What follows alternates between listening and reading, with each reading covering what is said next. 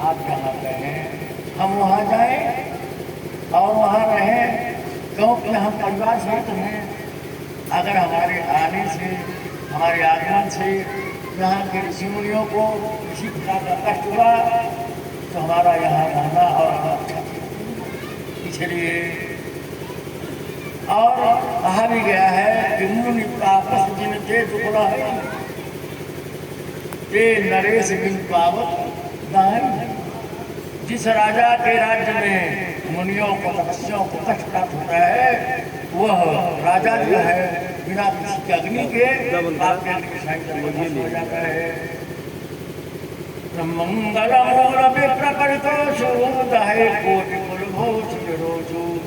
ब्राह्मण के क्रोध से एक नहीं करोड़ों खानदान यानी करोड़ों वंश जो है वो नष्ट हो जाता है।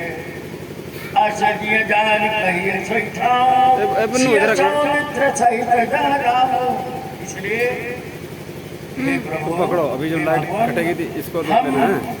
अपने भाई और अपनी पत्नी के साथ हमारे लायक रहने योग्य जहाँ स्थान हो आप बताए हम वहीं रहेंगे और वहीं पर हम सुंदर जो है बना सकते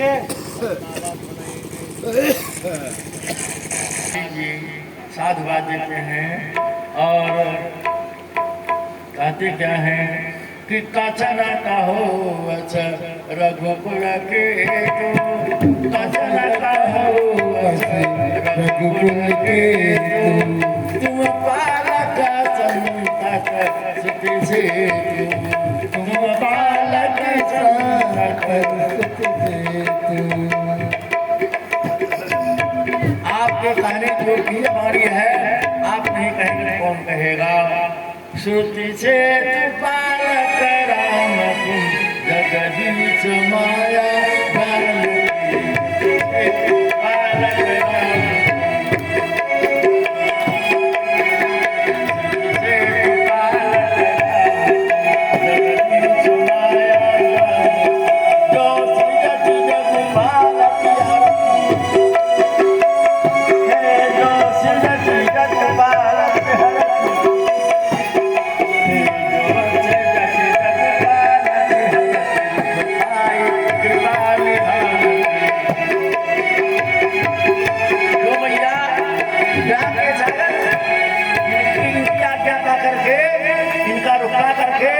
जगत की सिद्धना करती है और जगत का पालन करती है, जगत का संहार करती है। और जो सहज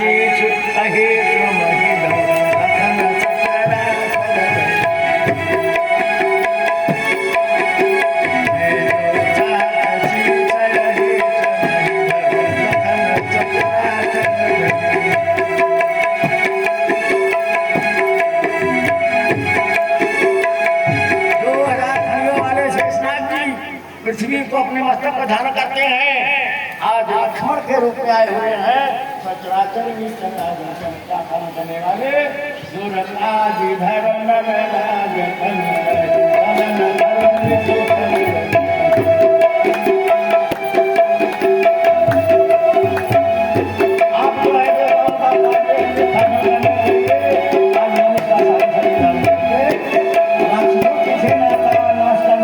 चले हुए हैं।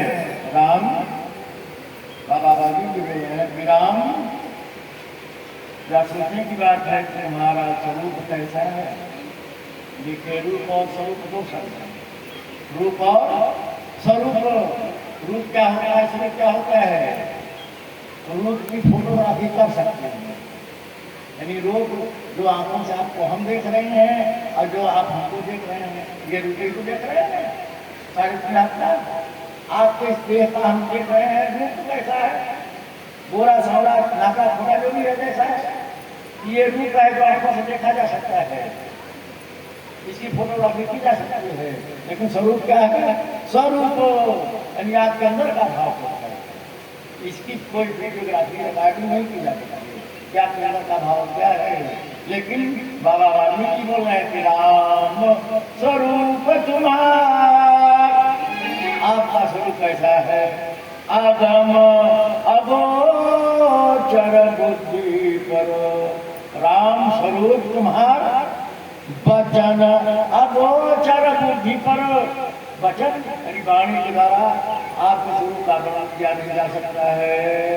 अगोचर और अकथनीय, आंखों के द्वारा देखा नहीं जा सकता है।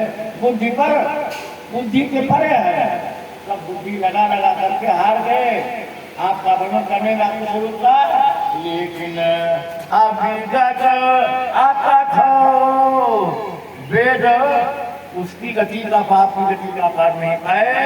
अभिगत अकथो, अकथनीय यानी वाणी के द्वारा आपके स्वरूप के बारे में कहा नहीं जा सकता है। अपार, बाबू देखो हमारा मोबाइल जिसका पार नहीं पाया जा सके।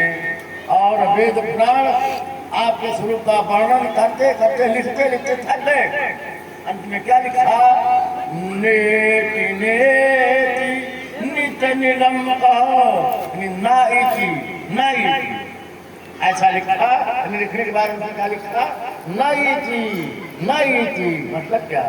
इतना ही नहीं, इतना ही नहीं, इसके आगे भी और है। हर जगह देखन तुम देखनिहारे, जग देखन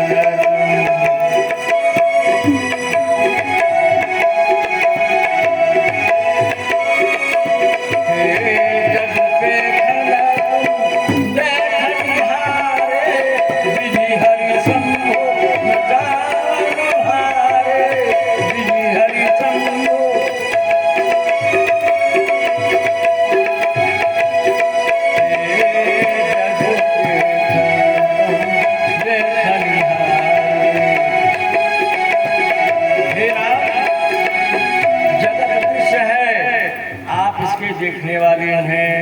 विधि हरि शंभु नचावन हारे, विधि माने ब्रह्मा और हरि माने विष्णु और शंभु माने शिव, यानी ब्रह्मा विष्णु शिव को नचाने वाले आप हैं। तो फिर ये कौन है? ये राम कौन है? सोचने की बात है। यहाँ बाबा जी लिख रहे हैं कि विधि हरि शंभु नचावन हारे, यानी ब्रह्मा विष्णु शिव को भी आप नचाते हो। ये राम कौन है जो आपके सामने खड़ा हुआ है? ये राम कौन है? सोचने की बात है। मैंने आपको बताया था बालकांड में पहले दिन या दूसरे दिन, जब स्वयं भगवान और शत्रुपा का प्रसंग किया था कि वहाँ जो है 23,000 राजा तपस्या करे थे, तो ब्रह्मा विष्णु और शिव तीनों की बारी आई, तीनों आए थे वहाँ वरदान देने के लिए, लेकिन तीनों आपस चले गए। जिनके बाद चौथा भगवान आकाशवाणी किया था, वो कौन है? परात्पर ब्रह्म, यानी जो ब्रह्मा विष्णु शिव का बाप, जिनमें आप आती गाते हो ओम अक्षर के मध्य ये तीनों एका, ओम अक्षर के मध्य ये तीनों एका। कौन तीनों है? ब्रह्मा विष्णु और शिव। ओम अक्षर के बीच में तीनों एक बन जाते हैं। कैसे बनते हैं? आप जरा बोलो, ध्यान दो, खूब ध्यान से सुनोगे तो बात समझ में आएगा, समझ में आने वाली नहीं है। ओम